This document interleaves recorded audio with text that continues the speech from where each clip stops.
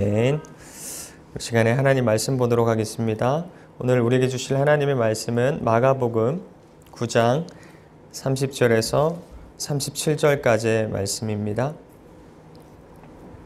마가복음 9장 30절에서 37절까지의 말씀.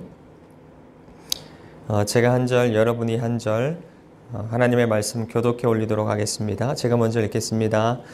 그들은 거기에서 나와서 갈릴리를 가로질러 가고 있었다. 예수께서는 이것을 남들이 알기를 바라지 않으셨다.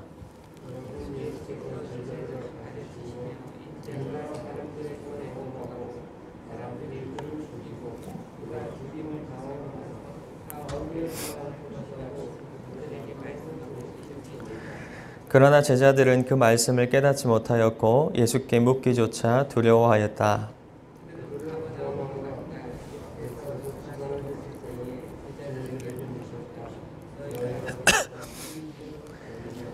제자들은 잠잠하였다. 그들은 길에서 누가 가장 큰 사람이냐 하는 것으로 서로 다투었던 것이다.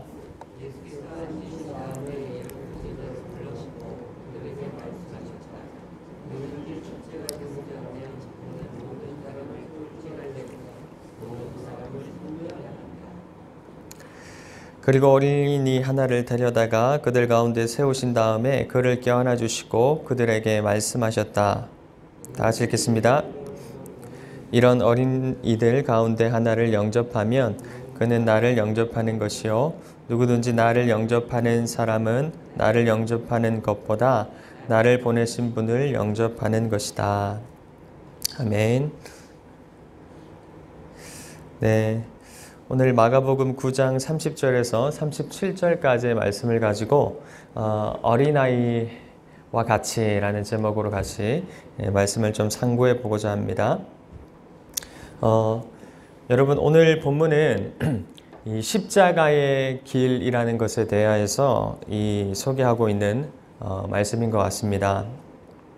예수님이 십자가의 길, 이제 내가 어떻게 사역을 할 것인지 나의 사역의 종결이 어떻게 일어날 것인지 그 부분에 대하여서 예수님 말씀하고 계십니다. 근데 여러분 예수님이 이 십자가의 길, 죽음의 길에 대해서 처음 지금 언급하고 계신 것은 아닙니다.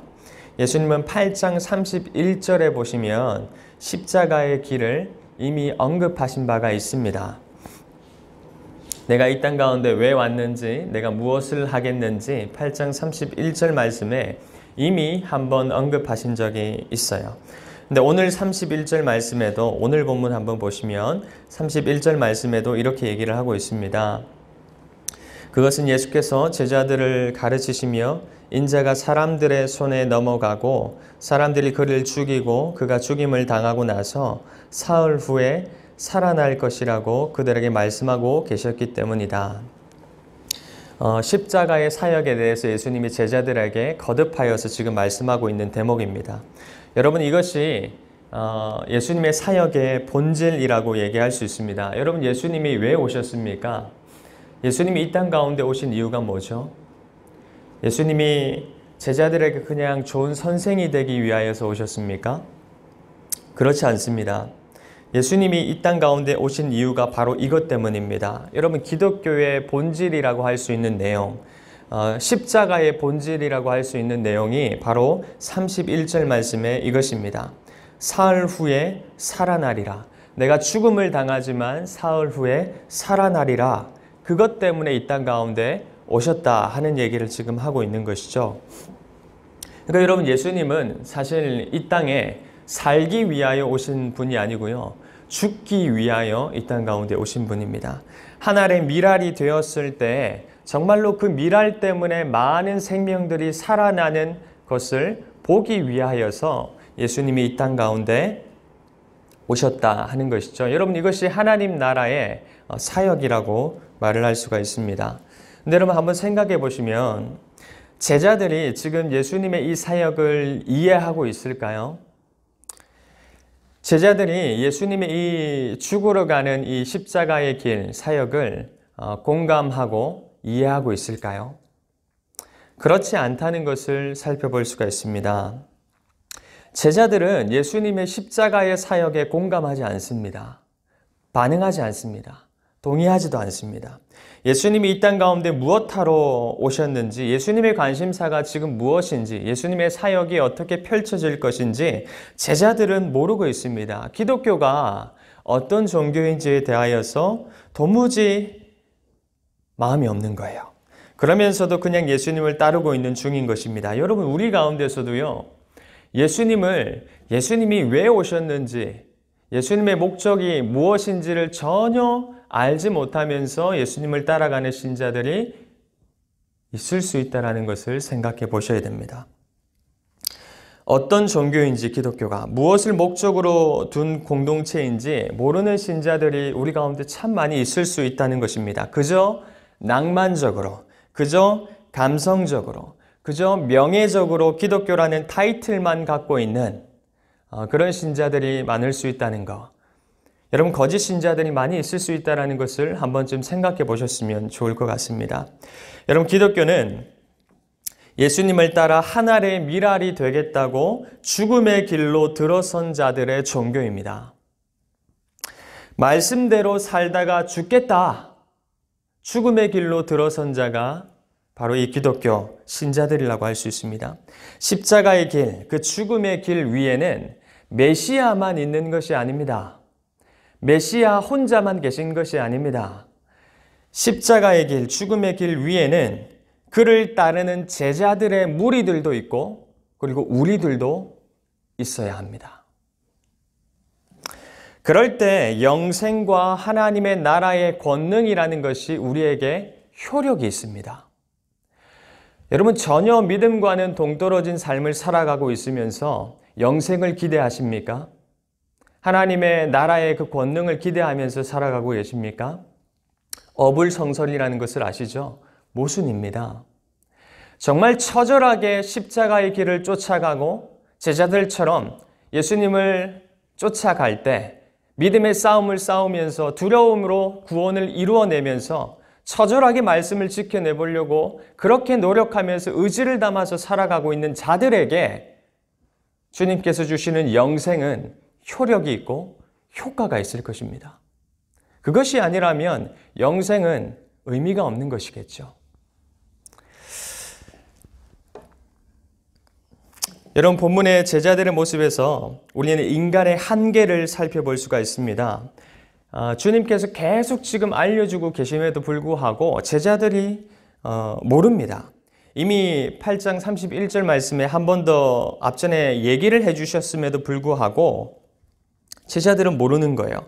그래서 여러분, 이번에는요, 예수님이 특별한 방법을 하나 취하셨던 것 같습니다. 실물 교육을 하려고 하셨던 것 같아요. 어린아이 한 명을 딱 투입시킵니다.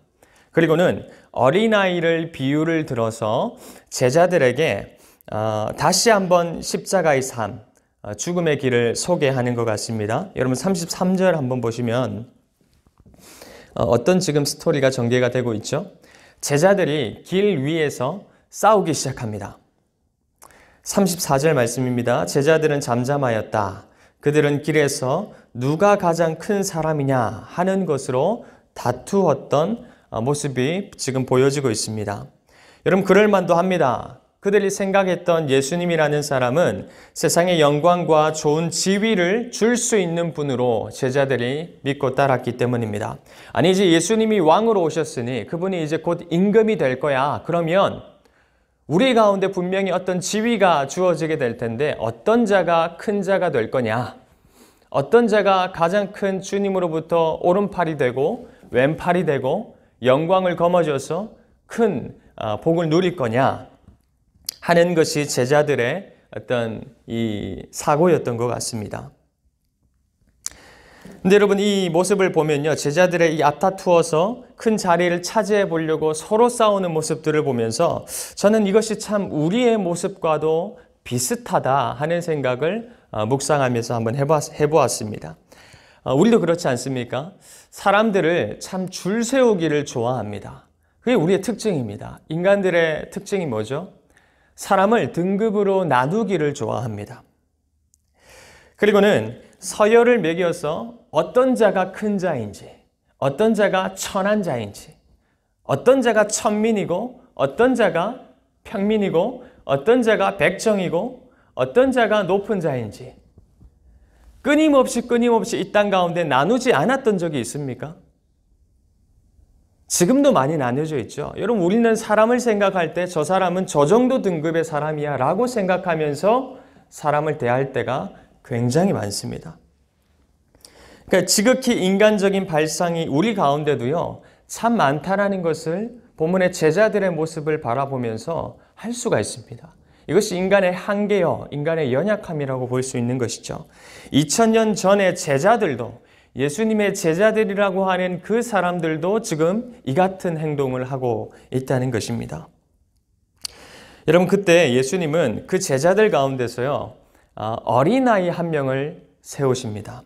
여러분, 왜 어린아이를 세우셨을까요? 예수님은 어린아이를 세우시더니 그 어린아이를 꼭 껴안아 주십니다. 안아주시는 거예요. 너무 사랑스러웠는지 그 아이는 참 복을 많이 받았다 하는 생각이 듭니다.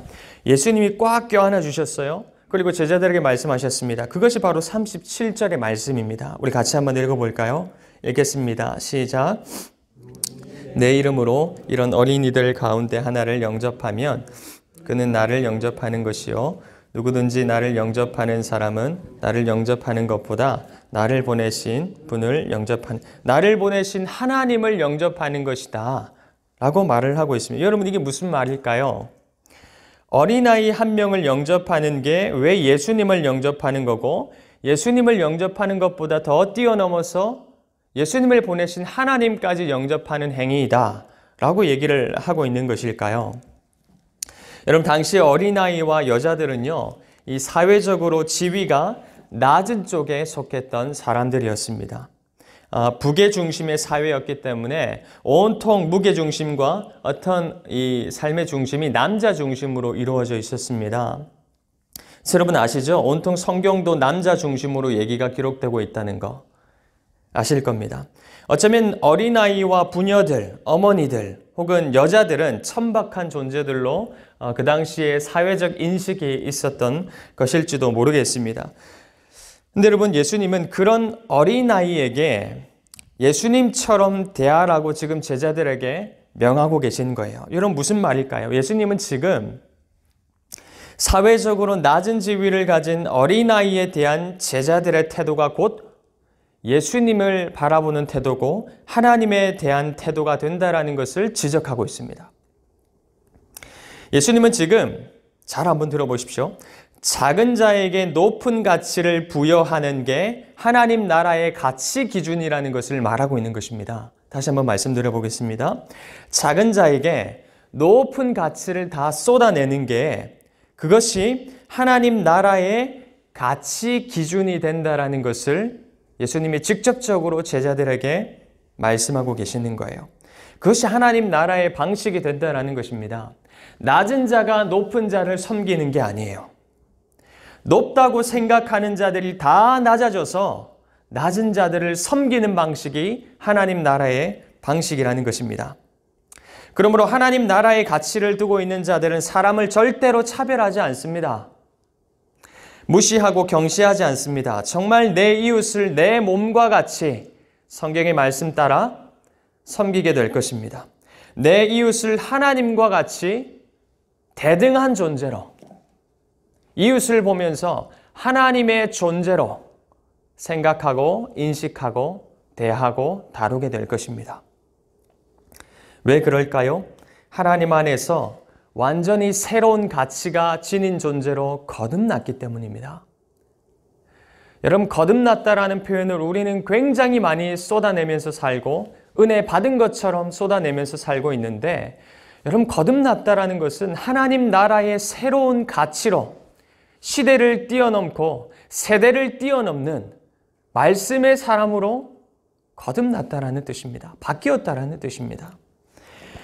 여러분, 한번 생각해 볼까요? 우리도 가장 낮은 위치에 있었던 존재라는 것을 아십니까?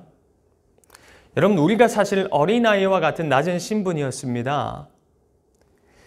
사회적으로, 영적으로, 육적으로 가장 낮은, 어쩌면 가장 천박한 그런 위치에 있었던 자들이 우리였습니다. 왜요? 우리는 죄인이었으니까요. 그런데 여러분, 죄 많은 지극히 작은 자인 우리에게 누가 오셨죠? 하늘의 가장 가치로우신 분, 예수 그리스도가 하늘 보좌를 버리시고 하늘을 버리시고 이 땅 가운데 성육신하셨습니다. 내려오셨습니다. 그리고는 세상이 줄 수 없는 가장 아름다운 복, 아름다운 가치, 구원이라는 것을 그 낮은 천박한 죄인들인 우리를 향하여서 쏟아 부어 주셨습니다. 자기 자신을 죽이면서까지, 십자가에 자기를 매달게 하시면서까지 우리에게 쏟아 부어 주셨던 그 높은 가치, 그 하늘의 가치, 구원의 가치를 쏟아 부어 주셨습니다. 여러분, 이것이야말로 작은 자를 굽어 살피는 하나님의 높은 가치, 예수 그리스도가 이걸 하기 위하여서 이 땅 가운데 오셨다라는 것을 지금 제자들에게 설파하고 있는 거예요. 그러니 낮은 곳으로 임하는 하나님의 나라의 가치를 아는 자들은 어린아이를 섬기게 되어 있습니다. 낮은 자들을 돌보고 살피게 되어 있습니다. 그런 의미에서 어린아이를 영접하라고 예수님은 말씀하고 있는 것입니다. 그 시대 가운데 그게 가능하다면 천박한 존재들로 여겼던 어린아이를 하나님과 같은 존재들로 인식하고 살피고 돌아보고 대우할 수 있는 그런 자들로 거듭났다면, 아, 너희는 하나님의 나라에 들어갈 자격이 있는 거듭난 존재가 맞다라는 것을, 증거를 거기서 찾을 수가 있는 것이죠. 근데 여러분, 제자들은 어떻게 했는지 아십니까? 여러분, 얼마 지나지 않아서요, 이제 제자들에게 드디어 테스트할 기회가 찾아옵니다. 오늘 본문 읽지 않았지만 10장 13절부터 16절까지는 나중에 집에 가서 한번 확인해 보시면요, 드디어 테스트할 기회가 제자들에게 찾아왔습니다. 예수님의 만져주심을 바라고 어머니들이 예수님께 데리고 오거든요. 와서는 자기의 그 어린아이들을 맡깁니다. 그리고는 고쳐달라는 것이죠. 그랬더니 제자들이 어떤 반응을 쏟아내는 줄 아십니까? 이제 예수님께 실물 교육을 들었으니 어린아이를 영접하고 살피고 돌보고 하는 존재들이 되어야 되는데, 제자들의 반응을 한번 보시면 쫓아냅니다. 꾸짖습니다. 가라는 것이죠. 왜 어린아이 주제에 여기 와서 예수 앞에 나오냐 하는 얘기로 꾸짖고 돌아가라고 얘기합니다. 이것이 제자들의 태도예요.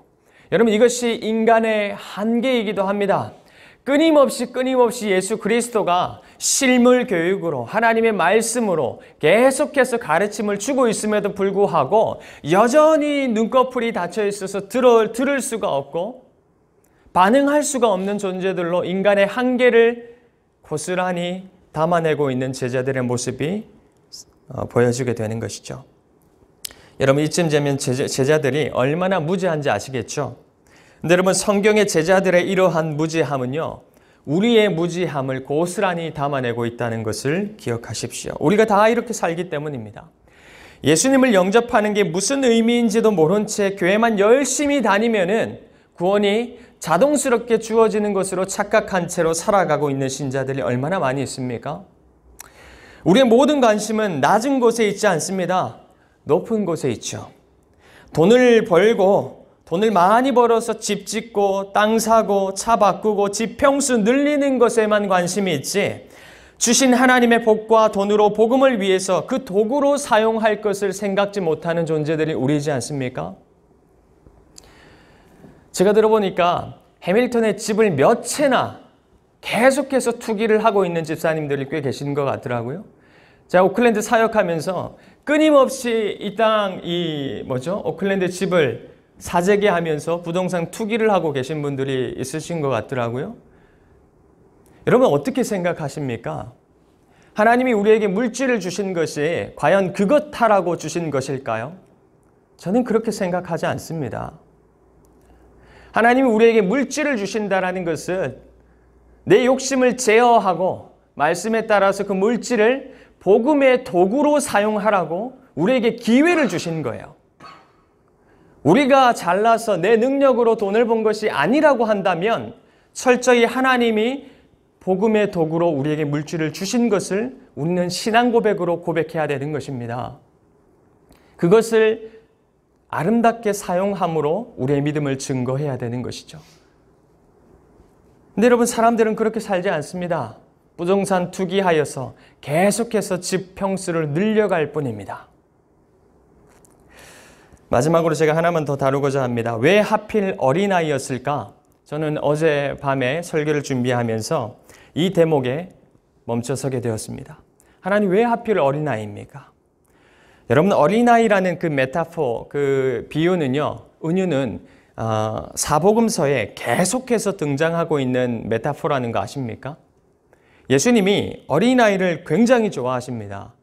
그래서 어린아이 비유를 각 복음서마다 많이 쏟아냅니다. 어떤 것이 있죠? 대부분의 복음서가 다루고 있는 이 어린아이와 관련된 비유.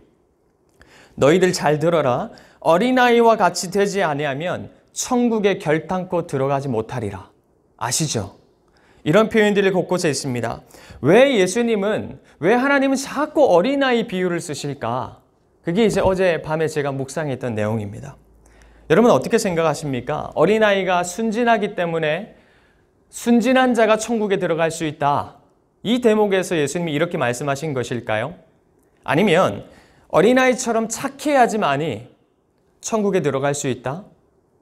순수해야지만이 천국에 들어갈 거야? 아니면 어린아이들처럼 회개를 잘해야지 천국에 들어가게 될 거야? 여러분, 예수님이 이런 뉘앙스로 어린아이를 세우셨던 것 같습니까?